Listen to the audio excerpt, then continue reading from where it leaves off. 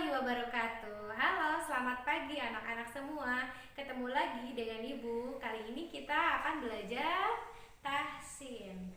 Pada pertemuan kali ini, pembelajaran tahsin adalah dengan materi hukum nun mati dan tanwin. Namun sebelum kita masuk ke dalam pembahasan nun mati dan tanwin, ada baiknya kita akan membacakan salah satu ayat di dalam surat Al-Baqarah. Pembiasaan tadarus kita lanjutkan. Yang sebelumnya sudah kita bertadarus dalam surat Al-Fatihah. Kali ini kita akan bertadarus surat Al-Baqarah ayat 1 sampai 5 saja. Silahkan dibuka Al-Qur'annya. Anak-anakku semua mengikuti di rumah dengan membuka Al-Qur'annya masing-masing. Atau nanti ayatnya akan terlihat pada layar ini. Mari kita membaca surat Al-Baqarah ayat 1 sampai 5 terlebih dahulu. A'udzu billahi minasyaitonir rajim. Bismillahirrahmanirrahim. Alif lam mim. Dzalikal kitabu la raiba fihi hudan lil muttaqin alladzina yu'minuna bil ghaibi wa yuqimuna as-salah wa mimma razaqnahum yunfikun والذين يؤمنون بما أنزل إليك وما أنزل من قبلك وبالآخرة هم يوقنون أولئك على هدى من ربهم وأولئك هم المفلحون صدق الله العظيم. Alhamdulillahirrabbilalamin. Tadarusnya sudah selesai ya. Sekarang kita lanjutkan kepada pembahasan hukum nun mati dan tanwin. Tolong disimak ya semuanya. Hukum nun mati dan tanwin adalah salah satu hukum tajwid yang terjadi apabila ada nun yang sukun bertemu dengan salah satu dari huruf hijaiyah. Ya, jadi selain nun mati dan tanwin juga ya, ada nun mati, kemudian tanwin, patah tanwin, kasroh tanwin, dhammah tanwin. Bertemu dengan salah satu huruf hijaiyah akan menjadi sebuah hukum tajwid di mana di sini ada 4 bagian ya. 4 bagian hukum tajwid yang terjadi ketika nun sukun dan tanwin bertemu dengan huruf hijaiyah. Ya, dibagi 4, yaitu yang pertama ada hukum idhar, yang kedua idgham, yang ketiga ikhfa, dan yang terakhir iqlab. Nah, di sini ada 4 hukum bacaan dari hukum nun sukun dan tanwin. Namun yang akan kita bahas pada pertemuan kali ini adalah idhar dan idgham terlebih dahulu. Ya, silakan kita lihat kembali idhar. Apa itu idhar? Idhar menurut bahasa yaitu al-bayan, yang artinya adalah jelas. Kemudian sedangkan menurut istilahnya idhar adalah ikhraju kulli harfin min makhrajihi min ghairi gunnatin. Setiap huruf yang keluar dari mahrojnya tetapi tidak disertai dengan gunnah. Yang tadi ya, kembali kepada pembahasan yang tadi, jelas ya. Jadi idhar ini ketika dibaca nanti bacaannya adalah jelas. Kemudian apa saja huruf-huruf dari idhar ini? Huruf dari idhar itu ada 6, atau huruf yang 6 ini termasuk juga ke dalam huruf halaq ya. Yaitu satu adalah hamzah, ha, ain, ha, ghin,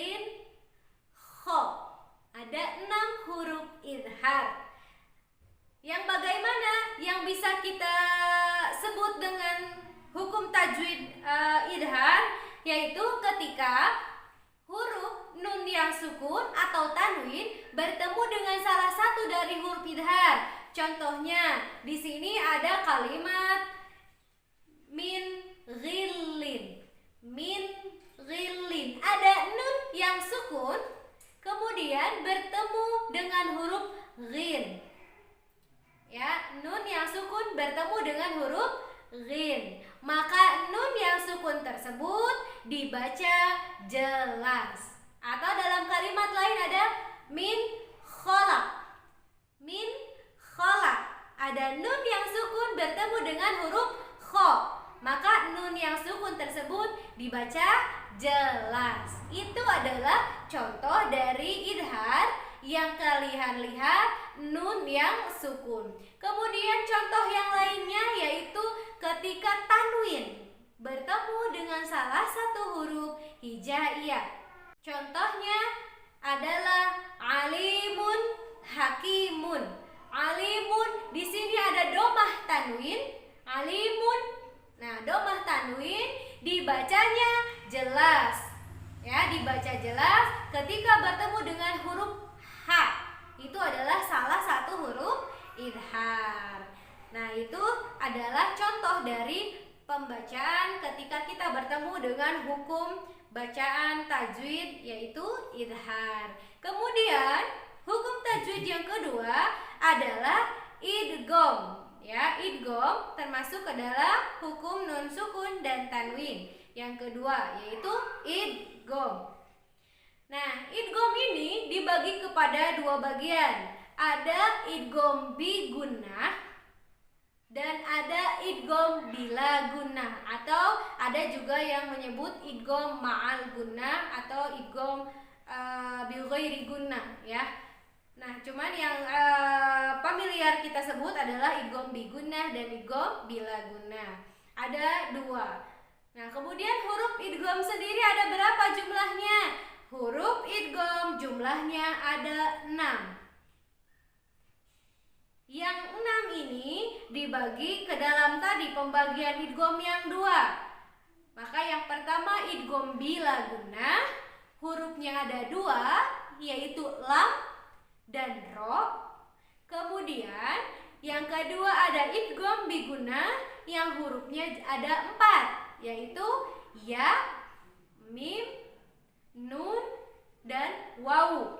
Maka kita jumlahkan hurufnya ada 6. 4 untuk idgham bi gunnah dan 2 untuk idgham bila gunnah.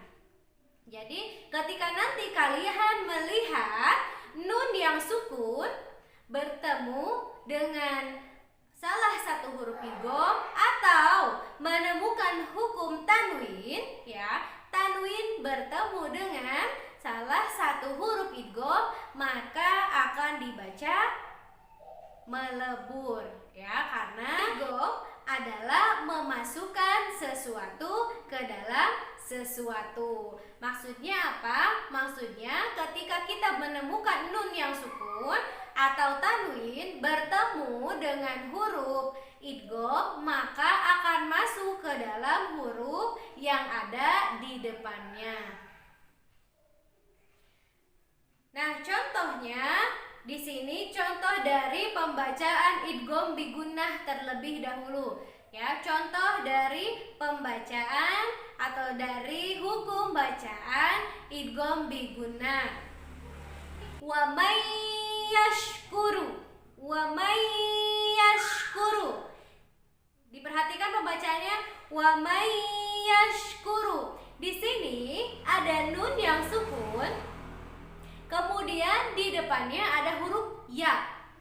Maka nun di sini masuk ke dalam huruf setelahnya, yaitu ya.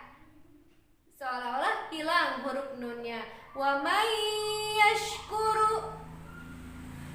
Dan kemudian contoh dari kalimat yang lainnya, wa asyiyan wahin, wa asyiyan wahin.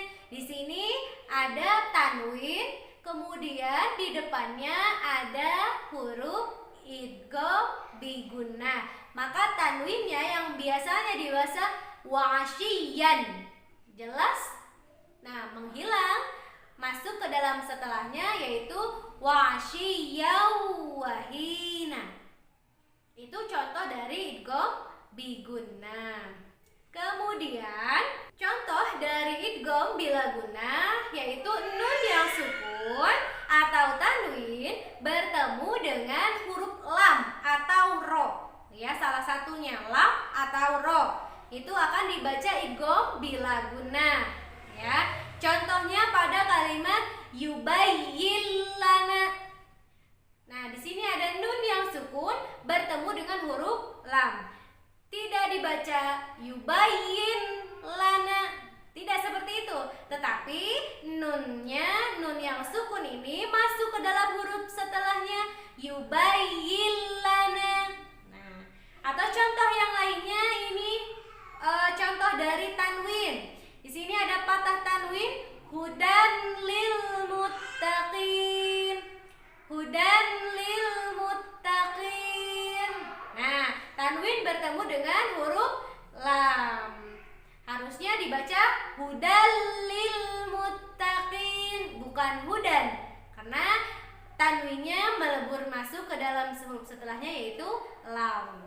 Nah, itulah cara kita untuk menemukan, membaca ketika nanti bertemu dengan hukum bacaan tajwid nun sukun atau tanwin pada hukum idhar dan idgham. Kalau ada yang belum jelas, silahkan tanyakan kepada ibu nanti di classroomnya masing-masing. Mungkin untuk pertemuan kali ini cukup sekian. Wassalamualaikum warahmatullahi wabarakatuh.